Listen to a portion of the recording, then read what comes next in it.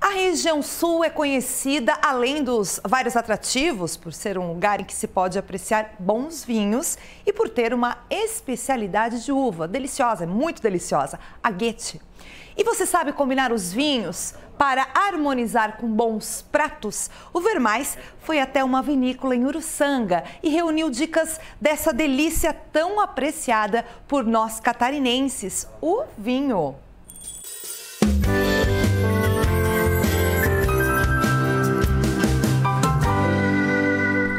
A uva Guete é uma derivação da fruta que é muito conhecida na região sul de Santa Catarina e no estado é cultivada há mais de 140 anos.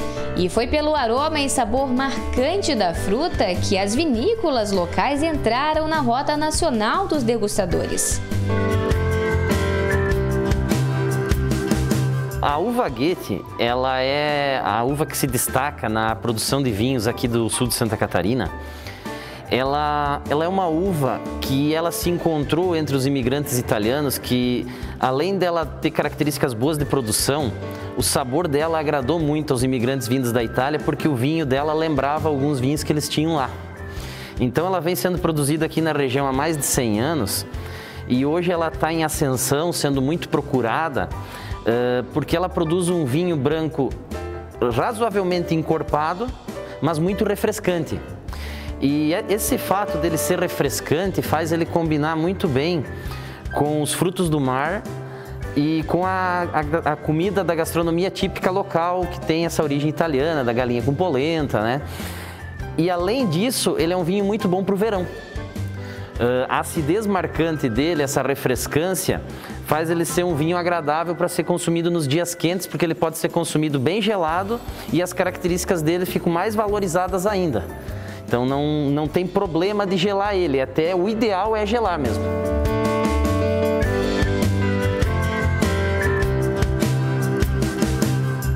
Na gastronomia, os vários tipos de vinhos podem ser combinados com pratos de diversos sabores. É a chamada harmonização. A Maria saiu de Florianópolis para ver como os vinhos são produzidos e para aprimorar os conhecimentos sobre as combinações.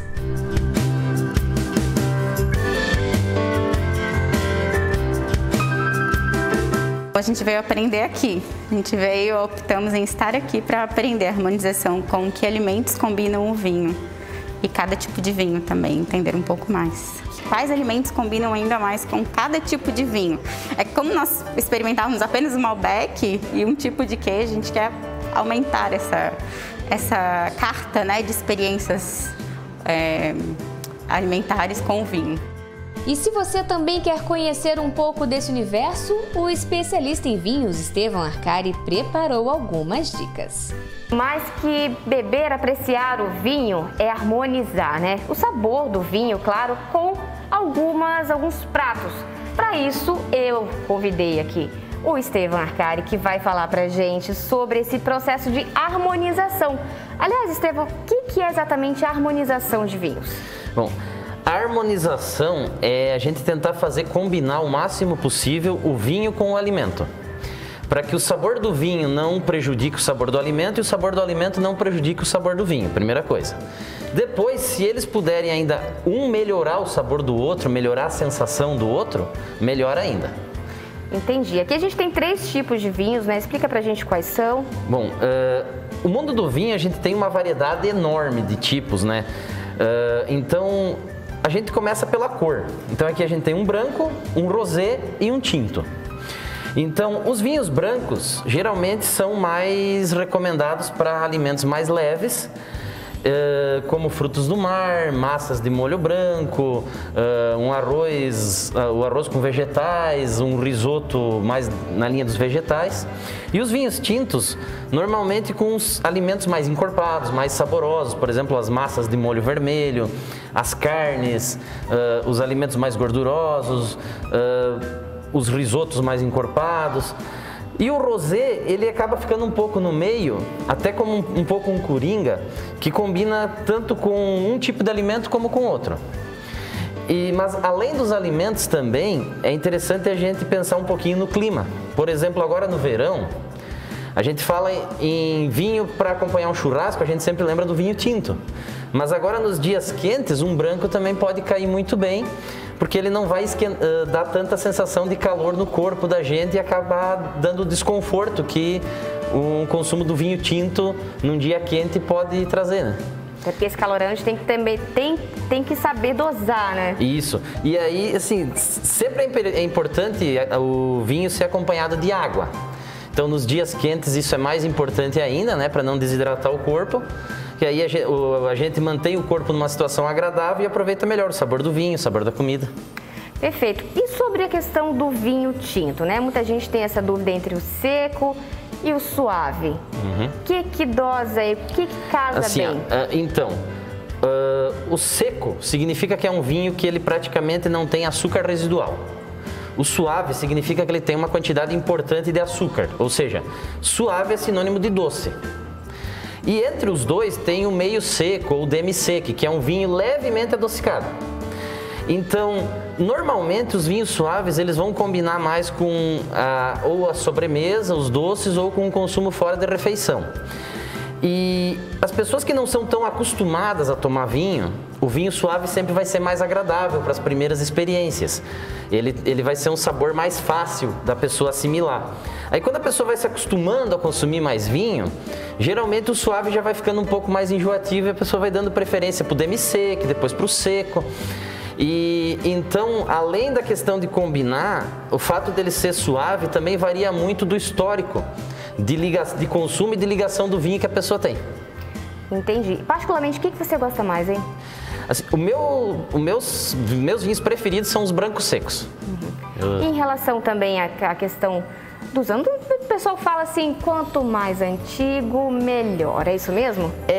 Alguns vinhos têm uma capacidade de envelhecer e melhorar por muito tempo. A maioria dos vinhos não. Então, normalmente, quando a empresa coloca o vinho no mercado à venda, ele está no ponto ideal de consumo dele. A gente nota nas prateleiras dos mercados que os vinhos brancos são todos mais jovens e os vinhos tintos aí eles são um pouquinho de safras um pouquinho mais velhas, de 2 anos, de 3 anos, porque os tintos normalmente são mais propensos a envelhecer bem. E os brancos, a maioria dos nossos vinhos brancos são mais interessantes para consumir jovens. E hoje o mercado está mais voltado para vinhos jovens também nos tintos, então a gente encontra muito mais vinho tinto jovem nos mercados. E ele teve uma elaboração voltada para ser um vinho jovem. Não quer dizer que se você guardar ele vai estragar, mas o melhor ponto de consumo dele é aquele ali em que ele está sendo oferecido.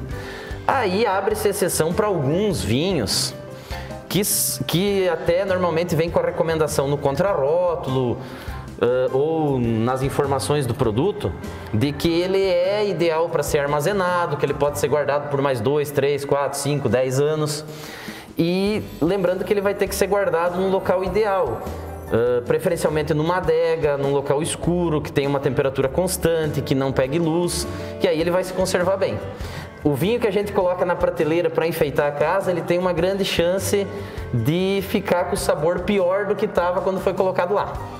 Então tem isso agora. O pessoal que está em casa, provavelmente alguém vai ter um vinho guardadinho, esperando aquela visita especial, né? Todo mundo guarda, nem sempre então pode ser melhor, isso? Se ele tá lá na prateleira, com a garrafa em pé há alguns anos pegando luz, é melhor manter ele na prateleira.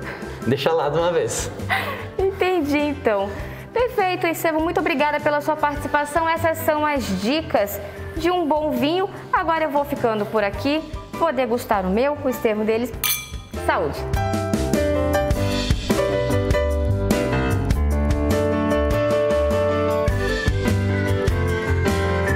Cadê o meu para brindar com vocês, pessoal? Que bacana, que explicativa essa matéria, né? E, pessoal, a gente lembra que Uruçanga está recebendo a 13ª edição da Vindima Guete, que é a festa da colheita. Devido à pandemia, a programação deste ano foi adaptada, mas quem quer aproveitar vai encontrar várias atividades, sempre seguindo todos os cuidados necessários. O evento vai ser realizado até o próximo dia 24 de janeiro.